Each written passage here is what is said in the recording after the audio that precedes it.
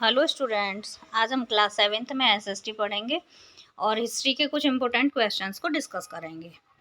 जैसे इस काल में हुए प्रौद्योगिकी परिवर्तनों की तालिका दें। इस काल में हुए प्रौद्योगिकी परिवर्तन है जैसे सिंचाई में राहत का प्रयोग, रहटों का प्रयोग, कताई में चरखों का प्रयोग, युद्ध में आग्नेय शास्त्रों का प्रयोग। ये हमने चैप्टर में पढ़ा भी और वही हमने इसमें डिस्कस भी किया। अगला है इस काल के दौरान हुए कुछ मुख्य धार्मिक परिवर्तनों की जानकारी दें। इस काल के दौरान हुए कुछ मुख्य धार्मिक परिवर्तन थे जैसे हिंदू धर्म में नए नए देवताओं की पूजा आरंभ हुई और राजाओं द्वारा मंदिरों का निर्माण करवाया गया। दूसरा है समाज में पुरोहितों के रूप में ब्राह्मणों का महत्व बढ़ गया। तीसरा है ब्राह्मणों और उनके संरक्षकों के बीच नया ओषपूर्ण संबंध कायम हुआ। नए शासक प्रतिष्ठा की चाह में थे। अगला चौथा है भक्ति की अवधारणा का उद्भव हुआ। पांचवा है उपमहाद्वीप में कुरान की शिक्षा और मुस्लिम धर्म का प्रादुर्भाव हुआ। नेक्स्ट क्वेश्चन है, पिछली कई शताब्दियों में हिंदुस्तान शब्द का अर्थ कैसे बदला है? समय के साथ हिंदुस्तान शब्द का अर्थ निम्न प्रकार से परिवर्तित हुआ है। जैसे हम समझेंगे, वर्तमान में हिंदुस्तान शब्द का अर्थ भारत, आधुनिक राष्ट्र, राज्य समझा जाता है। लेकिन 13वीं सदी के इतिहासकार मिन्हाज सिराज ने हिंदुस्तान शब्द का प्रयोग पंजाब, हरियाणा, गंगा यमुना के बीच स्थित इलाकों के लिए किया था। 16वीं सदी में बाबर ने हिंदुस्तान शब्द का प्रयोग यहाँ की भौगोलिक और सांस्कृतिक व्यवस्था के लिए किया था। 14वीं सदी में कवि अमीर खुसरो ने हिंद शब्द का प्रयोग किया था, यानी कि अमीर खुसरो जो था उन्होंने भी हिंद शब्द का प्रयोग अपने द्वारा व्यक्त की गई जो भी उनकी विचारधाराएं थी उनमें किया है। अगला क्वेश्चन है, जातियों के मामले कैसे नियंत्रित किए जाते थे? तो जातियों के मामले निम्न तरीकों से नियंत्रित किए जाते थे। जैसे अपने सदस्यों के व्यवहार का नियंत्रण करने के लिए जातियां स्वयं अपने नियम बनाती थीं।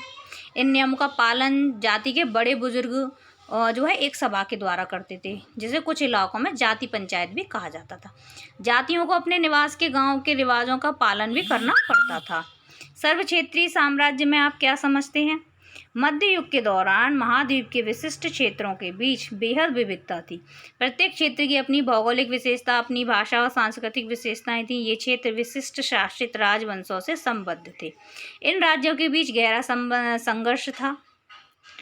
इसीलिए जो राज्य या साम्राज्य ऐसे प्रतिकूल क्षेत्रों को नियंत्रित या शासित करते थे, सर्व क्षेत्रीय साम्राज्य कहलाते थे। नेक्स्ट क्वेश्चन है जिसे हम डिस्कस करेंगे, पांडुलिपियों के उपयोग में इतिहासकारों के सामने कौन कौन सी समस्याएं आती थी? पांडुलिपियां जो होते बुरी तरह लिखी जाती थी। हस्तलेख समझ में नहीं आता था। लेखक उनकी नकल करते थे, परिणाम स्वरूप उसका जो मूल स्वरूप था वो बदल जाता था।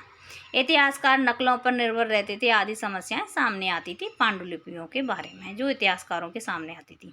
इतिहासकार अतीत को कालों या युगों में कैसे विभाजित करते हैं? क्या इस कार्य में उनके सामने कोई कठिनाई आती है? अधिकतर इतिहासकार आर्थिक सामाजिक कारकों के आधार पर अतीत के कालखंडों को विभाजित करते हैं। मध्यकाल में औद्योगिक विकास हुए, इसकी वजह से इसे आधुनिक कहा जा सकता है, लेकिन फिर भी इसे मध्यकाल कहा जाता है। अगला क्वेश्चन हम समझेंगे, अतीत में विदेशी के लिए इस्तेमाल किए जाने वाले दो शब्द लिखिए। तो विदेशी को हिंदी में परदेसी और फारसी में अजनबी कहा जाता था। कागज़ का इस्तेमाल कैसे होता था? तो कागज़ का इस्तेमाल जो है धर्म ग्रंथ, शासकों के वृत्तांत, संतों के लेखक और लेखन, उपदेश, अर्जियां, अदालत के दस्तावेज, हिसाब तथा कर के खाते आदि के लिए किया जाता था। लोगों का कौन सा समूह मध्यकाल के दौरान महत्वपूर्ण हो गया था? तो मध्यकाल के दौरान राजपूत महत्वपूर्ण हो गए थे। मध्यकाल के दौरान वनवासियों को अपना स्थान क्यों छोड़ना पड़ा था? खेती का विस्तार होने से जंगलों की कटाई हो रही थी। इससे वनवासियों का जीवन अशांति से भर गया और मजबूरन उन्होंने अपना स्थान छोड़कर जाना पड़ा। नेक्स्ट क्वेश्चन पढ़ेंगे कि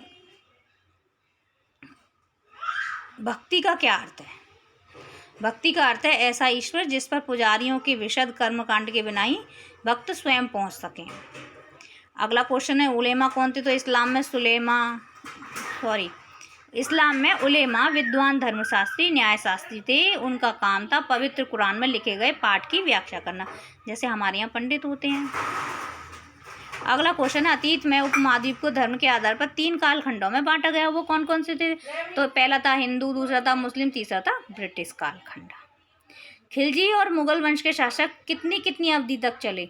खिलजी वंश 1219 से 1320 तक राज्य किया। मुगल वंश ने 1526 से 1857 तक राज्य किया। अगला क्वेश्चन है राजपूतों पर एक संक्षिप्त टिप्पणी लिखिए। तो देखिए, राजपूत जो होते थे वो प्रबल पराक्रमी और स्वामी भक्त होते थे। राजपूत स्वयं को क्षत्रिय मानते थे। राजपूत राजा, सामंत वर्ग, सेनापति, सैनिक भी होते थे। कहने का मतलब है बहुत साहसी, वीर योद्धा और विद्वान हुआ करते थे राजपूत। नेक्स्ट क्वेश्चन है और आखिरी भी है, 1154 ईस्वी में विश्व का बड़ा मानचित्र किसने बनाया था? तो विश्व का बड़ा मानचित्र अल इदरीसी ने बनाया था।